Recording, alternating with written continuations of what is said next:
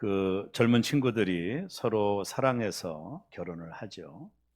사랑의 결과로 아이를 갖습니다. 그때부터 삶은 180도 달라져요. 아이를 갖게 되면 부부 중심의 모든 세간 살림이 이제 아이들 중심으로 바뀌는데요. 태어날 아이를 기다리면서 아이의 방도 데코레이션을 좀 하고 또 모빌도 붙이고 뭐 그럽니다. 아이가 좋아할 디자인을 선택하기도 하고 또 천정에는 아름다운 야광별도 달아서 태어날 아이를 부부는 기다립니다. 그리고 아이에게 필요한 물품들을 구입을 하고 비치해 두고 아이가 나오기를 기다리는 것이죠. 또 산모도 몸도 조심을 해서 이렇게 감기가 걸려도 약을 먹지 않죠. 아이에게 영향이 있을까 봐. 그렇게 자신의 몸도 관리하고 또 나쁜 소리 들으면 또 나쁜 아이 나온다고 해서 좋은 소리도 듣고 또 그러고 또 사진도 자기가 산모가 보는 사진에 따라 아이의 얼굴이 뭐 이런 믿거나 말거나는 전설이 있어서 장동건 얼굴 쳐다보고 뭐 이런 산모들도 봤습니다.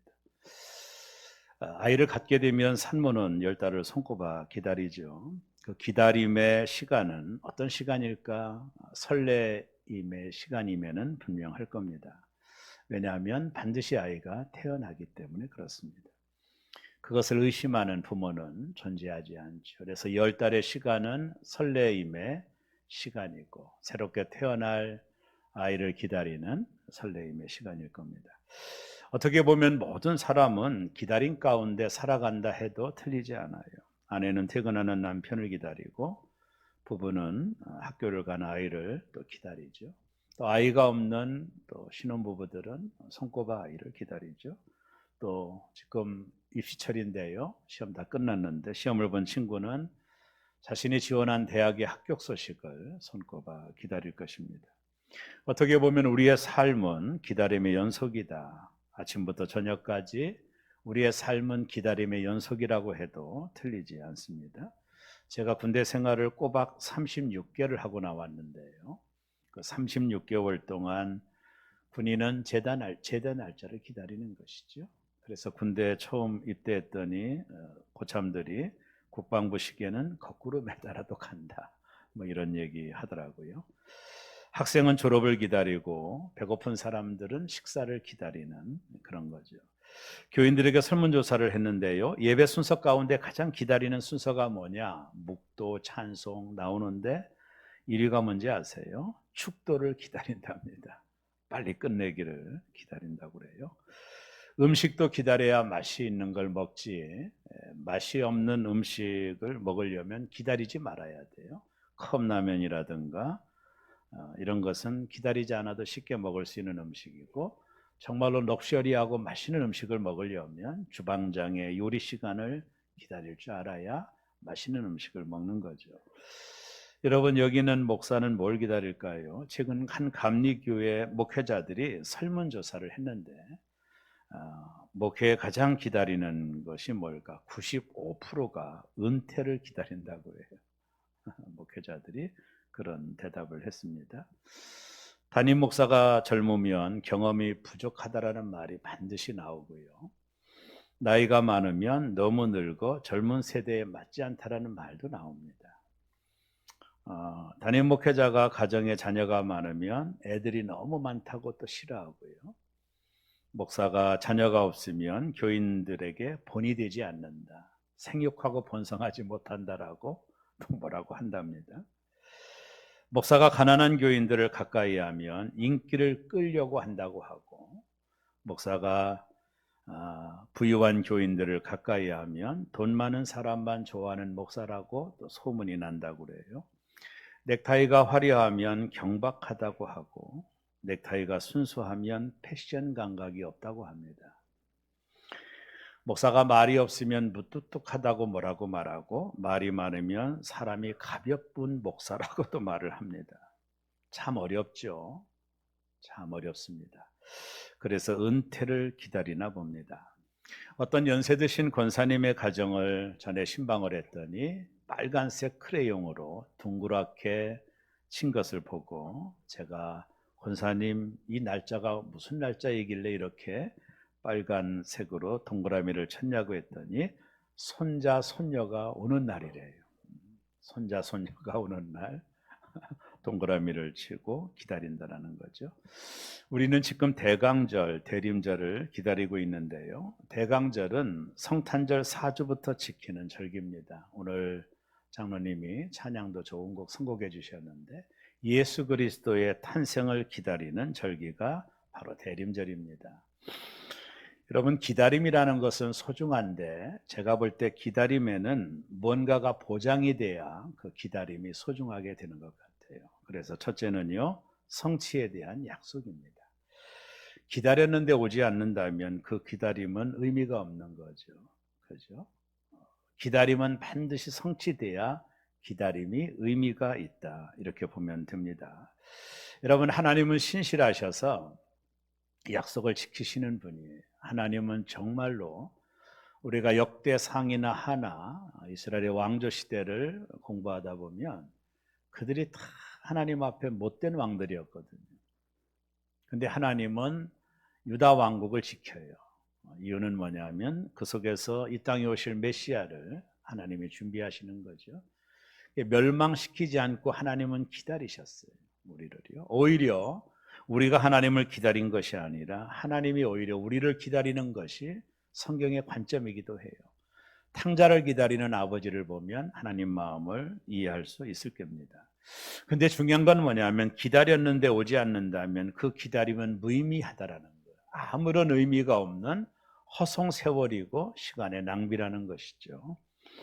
김문부 작사 장일남 작곡의 기다리는 마음이라고 하는 좋은 가곡이 있어요. 우리나라 가곡 중에 가사가 이럽니다. 일출봉에 해 뜨거든 날 불러주어 월출봉에 달 뜨거든 날 불러주어 기다려도 기다려도 님 오지 않고 빨랫소리 물레소리에 눈물 흘렸네. 이것을 작곡한 분에 대한 이야기를 찾아보니까 이 노래는요, 제주도에 있는 망부석 설화에 관계가 있다고 해요. 그 설화의 내용을 잠깐 소개하면 제주도에 사는 한 청년이 이제 바다 건너 무트로 가게 됩니다. 뭐 직장이든 뭐든 가게 되는데 지금의 무치 그때는 목포였다고 그래요. 거기서 청년은 고향에 두고 온 여인을 그리며 날마다 유달산의 월출봉에 올라가서 제주도에 있는 섬에 있는 자신의 애인을 사모했다라는 거죠. 이와 마찬가지로 제주도에 있는 여인도 떠나간 그 애인을 기다리며 매일같이 성상봉 일출봉에 올라 하염없이 육지를 바라보지만 님은 오지 않아요.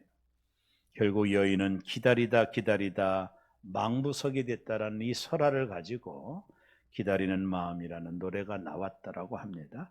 이 노래의 가사에 보면 기다려도 기다려도 님은 오지 않고 망부석이 되었던 이 설화에 대한 이야기를 잠깐 말씀을 드렸어요.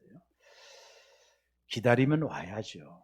그죠? 기다려도 오지 않는 것은 정말로 심각한 것입니다. 기다림에는 반드시 성취에 대한 약속이 있어야 기다림이 의미가 있다 봅니다. 신앙이 뭘까? 신앙은 기다림입니다. 하나님의 약속이 반드시 이루어질 줄로 믿고 기다리는 것이 그게 신앙입니다. 왜요? 하나님은 신실하시니까. 노아는 하나님이 세상을 심판하실 것이라는 약속을 믿고 120년을 조롱과 비웃음을 당해가면서 하나님을 기다렸죠.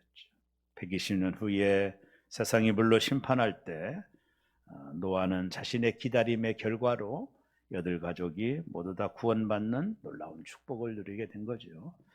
다윗은 기름 부음을 받고 15년의 세월을 기다린 다음에 이스라엘의 왕이 되게 됩니다. 문제는 기다림의 시간이 무척 지루할 수 있다라고 하는 거예요. 그래서 헤어지는 사람들도 있고요. 기다리지 못해서 갈라지는 사람도 많아요. 그만큼 기다리기가 힘들다라는 거예요.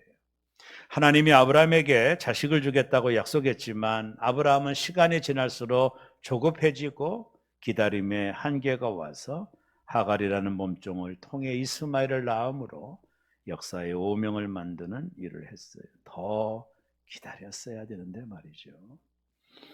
여러분 목욕탕을 자주 가시죠? 지금은 별로 경험 없지만 옛날에 보니까 여자분들은 남자들보다 꼭 30분 늦게 나온다고 하더라고요. 남자분들은 금방 나오는데 여자분들은 밖에서 남편들이 한 30분 정도 기다려야 아내가 이렇게 나온다라고 그러는데 어떤 분이 이걸 가지고 이렇게 얘기하더라고요. 남자는 하나님이 창조하실 때 흙으로 만들어서 오래 있으면 다 씻겨져 버리니까 빨리 나오고, 여자는 뼈로 만들었기 때문에 더운 물에 푹 고아야 되어서 이렇게 나온다. 기다리는 남편, 아내가 언제 나오나 참 애답죠. 추운데 말이죠. 기다림이 행복한 이유가 되려면 기다림은 반드시 그 기다림의 약속이 성취돼야 돼요. 성취가 되지 않는 기다림은 시간 낭비고 세월 허송입니다. 기다리고 기다려도 아무것도 이루어지지 않는다면 그것은 속은 것입니다. 그러나 기다림이 반드시 성취되는 기다리라면 좀 지루하지만 설레임이 있고 참고 견딜 수 있는 힘이 거기 있는 겁니다. 우리는 지금 대강절을 보내고 있어요. 대강절은 오실 예수님을 기다리는 절기입니다. 이 대림절에 예수 그리스도의 오심을 기다렸던 신약의 두 명의 사람을 성경은 소개를 해요. 나이가 많은 두 분이 성경에 나옵니다. 한 사람의 이름은 시몬이었고 한 사람의 이름은 안나라고 하는 선지자였어요. 자, 시몬은 나이가 많은 분인데 누가복음 2장 25절에 보면 성경이 이렇게 말합니다. 예루살렘에 시몬이라는 사람이 있으니 이 사람은 의롭고 경건하여 이스라엘의 위로를 기다리는 자라. 성령이 그 위에 계시더니. 이 시몬이라는 분은 앞으로 오실 메시아를 기다리고 있었어요.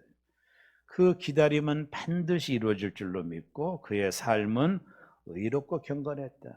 메시아가 반드시 오실 것이니 기다리는 시간 동안에 그의 삶이 의롭고 경건했다. 메시아가 오시니까 그런 삶을 살았다라는 것이고, 또 한 사람이 소개하는데 안나라고 하는 여선지자입니다. 누가복음 2장 37절을 보면 과부가 되고 84세가 되었더라. 이 사람이 성전을 떠나지 아니하고 주야로 금식하며 기도함으로 섬기더니. 이 사람은 과부가 된 지 84년이라. 그는 성전을 떠나지 않고 예배당에서 예루살렘 성전에서 앞으로 오실 메시아를 기다린 거예요. 이분들은 메시아를 간절히 기다렸어요. 구약에 약속된 그 메시아는 반드시 오실 거라고 하는 성령의 음성도 들었어요. 그 예수, 그 메시아를 기다리다가 아기 예수님을 성전에서 만나는 놀라운 축복을 얻게 되며, 이분들이 나는 이제 죽어도 여한이 없다라는 말을 남겼잖아요. 많은 사람들이 사는 것이 재미없다고 합니다. 다람쥐 쳇바퀴 도는 것 같다고도 말하고 지루하고 무료하다라고 말합니다. 어떤 분은요, 삶이 지루해서 물건을 시키고 택배를 기다리는 설레임으로 산다는 분도 있어요. 기다릴 것이 없다는 것은 참으로 불행한 겁니다. 기다림이 행복한 이유는 반드시 기다리는 것이 성취되기 때문이 아닐까요? 기다림은 자연의 법칙이고 하나님의 법칙이기도 합니다. 기다림이 있다는 것은 내 삶의 의미를 값지게 해주는 것이요, 나를 지탱하는 힘이 되는 것이죠. 아무런 기다림이 없이 살아가는 사람들을 생각해 보세요. 그것은 아무런 희망이 없다는 말이 되기 때문에, 희망이 없는 사람은 그 순간 죽은 거나 다름이 없는 것이죠. 살아있으나 죽은 거예요. 그런데 그 기다림은 성취됨이 확실할 때 의미가 있는 겁니다. 우리는 지금 대림절을 보내고 있어요. 대림절이라는 말이 영어로 어벤트라고 하는 단어를 쓰는데 다시 오실 주님을 기다린다라고 하는 의미입니다. 대림절은 예수님의 오심을 기다리는 절기입니다. 기다림에는 두 가지가 있죠. 하나는 막연한 기다림이 있고 다른 하나는 약속의 기다림이 있어요. 저와 여러분은 약속의 기다림을 기다리고 있는 거예요. 2000년 전에 이미 오신 예수님을 기다리고 아직 오지 아니할 재림의 예수님을 기다리는 그 공간 속에 저와 여러분들이 살아가고 있는 것입니다. 지금 우리는 성탄을 기다립니다. 만왕의 왕, 평화의 왕으로 오신 반드시 약속을 이루실 그 예수를, 기다림의 보상으로 주실 그 예수 그리스도를 저와 여러분들이 기다리고 있는 겁니다. 두 번째, 기다림이 성취되었는데 그것을 모르는 불행을 다루고자 합니다. 예수님이 어느 날 한 희당에 들어가셔서 성경을 읽는데 예수께서 이사야가 예언한 성경을 펼치셨어요. 이사야는 예수님이 오시기 전 700년 전 사람입니다. 그는 앞으로 오실 메시아를 700년 전에 예언을 했어요. 그 성경을 예수님이 읽으셨습니다. 누가복음 14장 18절에 보면 주의 성령이 내게 임하셨으니 이는 가난한 자에게 복음을 전하게 하시려고 내게 기름을 부으시고 나를 보내사 포로된 자에게 자유를, 눈먼 자에게 다시 보게 함을 전파하여 눌린 자를 자유롭게 하고 주의 은혜의 해를 전파하게 하려 하심이라 하였더라.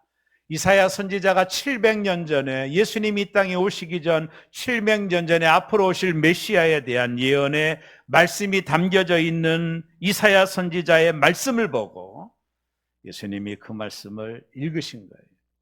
그리고 나서 4장 21절에 그 예수님이 이렇게 말씀하셨어요. 이에 예수께서 그들에게 말씀하시되 이 글이 오늘 너희 귀에 응하였느니라 하시니.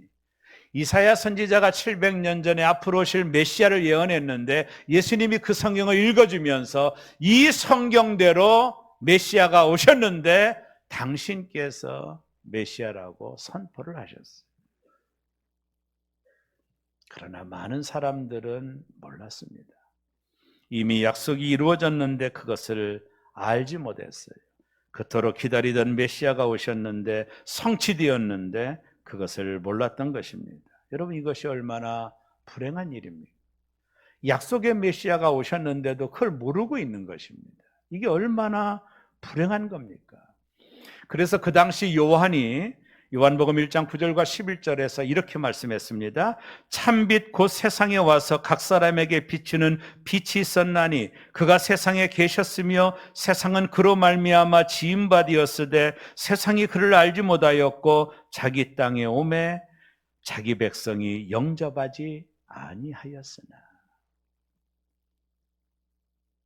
예수님 시대에 메시아를 기다렸던 수많은 사람들이 있었어요. 그런데 정작 그 예수가 이 땅에 오셨는데도 사람들은 그를 영접하지도 아니하고 그를 맞이하지도 않았던 겁니다. 이미 메시아가 오셨는데 그들은 그것을 모르고 약속은 이미 성취되었는데 성취된 약속이 이미 이루어졌는데도 여전히 그들은 약속대로 오신 메시아를 알아보지 못한 것입니다. 얼마나 큰 불행입니까? 약속이 이루어졌는데도 모르고 있는 불행이죠. 그것은 왜 그랬을까? 예수님은 태어나실 때부터 홀대를 받으셨어요. 요관집 주인은 방 없다라고 냉철하게 거부를 했어요. 그 당시 대제사장들과 서기관들은 이들이 예수님이 태어날 장소도 알면서도 예수를 외면했습니다. 그 당시 헤롯은 예수를 죽이고까지 했어요. 왜 사람들이 메시아가 태어난 것을 몰랐을까? 왜 알아보지 못했을까? 그토록 수많은 선지자들이 예언했는데 왜 그들이 메시아를 알아보지 못했을까? 그 약속이 이루어졌는데도 왜 많은 사람들이 그 예수님을 알아보지 못했을까? 그것은 그분의 오심이 너무 평범했기 때문입니다. 예수님은 저 높은 왕궁에서 오신 분이 아니에요. 그렇다면 어느 정도 사람들에게 영향을 줬겠지만 예수님은 말 구유에 오셨어요. 이 아이가 어떻게 온 우주의 주인이며 만왕의 왕이란 말입니까? 이처럼 너무 낮고 천한 모습으로 오셔서 사람들이 알아보지 못한 거예요. 마리아와 요셉, 그저 평범한 사람들을 통해 예수님이 이 땅에 오셨기 때문에 사람들은 그분이 이미 오셨음에도, 약속이 이미 이루어졌음에도 예수님을 메시아로 알아보지 못한 것입니다. 왜 그분이 이렇게 평범한 사람들을 통해 누울 자리가 없는 마국간에 오셔야 됐을까요? 그것은 우리가 평범하기 때문에 그렇습니다. 그분이 저 화려한 왕궁에 오셨다면 우리와 상관이 없었을 거예요. 그러나 평범한 자들을 통해 평범하게 더 내려가실 곳이 없는 그 낮은 곳으로 오셨기 때문에 저와 여러분들에게 그분은 임마누엘의 하나님이 되실 수가 있는 것입니다. 우리를 구원하기 위해 오신 메시아, 우리가 너무나도 평범하기 때문에 그분은 평범한 사람들을 통해 평범한 모습으로 우리와 함께하기 위하여 이 땅에 오신 것입니다. 그것이 성탄입니다. 성탄절만 되면 함석현 선생님의 님이 오신다라는 시가 생각이 납니다. 그분은 이렇게 말했어요. 예수님을 생각하며 님이 오신단다. 길 닦아 예비하자. 내 집에 오시는 님을, 날 보러 오시는 님을 그저 어찌 맞으냐. 높은 것 낮추고 무르러진 것 돋우고 굽은 길을 곧게 하고 지저분한 것을 다 치워 님이 바로 오시도록 하자. 함석현 선생은 예수 그리스도가 하나님의 아들로 이 땅에 오시는데 우리의 마음에 있는 지저분한 것, 모난 것, 잘못된 것들을 다 치우고 예수 그리스도를 우리 마음에 모셔드리자라고 하는 이야기를 하는 것입니다. 사랑하는 여러분, 성탄은요, 우리를 구원하기 위하여 너무나도 평범하게 오신 예수 그리스도를 내 마음에 모셔드리는 것입니다. 성도는 주님을 기다리는 사람들입니다. 주님이 오셔서 우리의 모든 눈물과 질고를 다 들어주시고 마음이 상하고 곤고한 심령을 위로하고 살려내시기 위하여 예수님이 이 땅에 낮고 천한 모습으로 이 땅에 오신 그 주님을 저와 여러분의 마음의 말구유에 모셔드리는 축복이 이 성탄절날 있으시기를 주의 이름으로 축원합니다. 대림절은 어둠 속에서 고통당하는 사람들의 절기입니다. 부유한 자는 그분을 기다리지 않습니다. 오직 가난한 자들만이 그분을 기다립니다. 가난하고 병든 자들만이 그분을 기다립니다. 대림절은 헤롯의 궁전에서 지내는 축제의 절기가 아닙니다. 광야와 들판으로 쫓겨난 사람들의 절기입니다. 대림절은 아침이 환하게 밝아오기를 기다리는 사람들, 어둠이 빛을 이길 수 없다고 믿는 사람들의 절기입니다. 어둠을 뚫고 마침내 아침이 오듯 이 땅에 빛으로 오신 임마누엘 하나님을 기다리는 사람들의 절기가 바로 성탄절인 것입니다. 그래서 마태복음 1장 23절에 보면 보라 처녀가 잉태하여 아들을 낳을 것이요 그의 이름을 임마누엘이라 하리라 하셨으니 이를 번역한즉 하나님이 우리와 함께 계시다 함이라. 낮고 천한 우리에게 찾아오시기 위하여 하나님이신 그분이 스스로 낮아지셨습니다.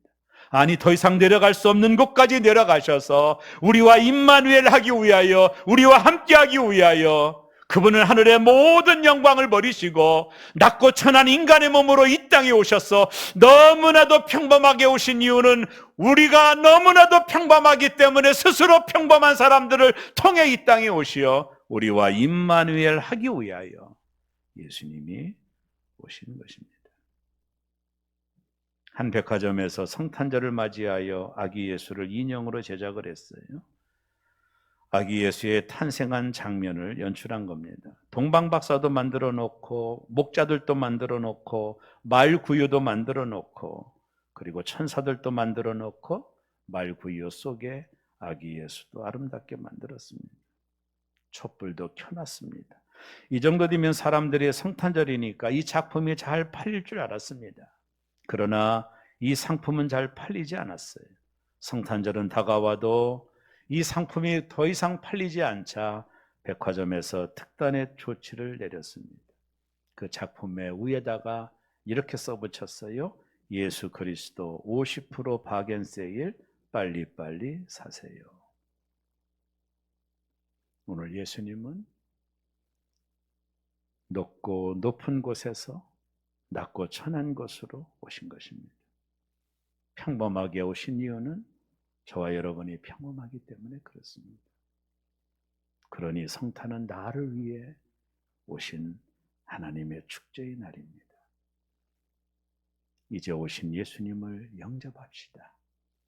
함석현 선생님이 말씀하셨듯이 우리 마음의 시기와 질투와 다툼과 미움의 쓰레기를 다 치워버리고 저와 여러분의 마음의 구유에 예수 그리스도를 맞이하는 사랑하는 새롬의 성도들 되시기를 주의 이름으로 축원합니다. 나와 함께하기 위하여 오신 그 예수 그리스도를 내 마음의 말구 위에 모셔드리기를 바랍니다. 우리 안에 있는 지저분한 것들, 2023년 동안 내가 가지고 있었던 미움, 시기, 그리고 질투, 그리고 분냄과 다툼들을 다 걷어버리고 깨끗한 우리의 말구 위에 예수 그리스도가 오실 수 있도록 맞아들이는 대강절의 축복이 저와 여러분에게 있으시기를 주의 이름으로 축원합니다. 기도하겠습니다.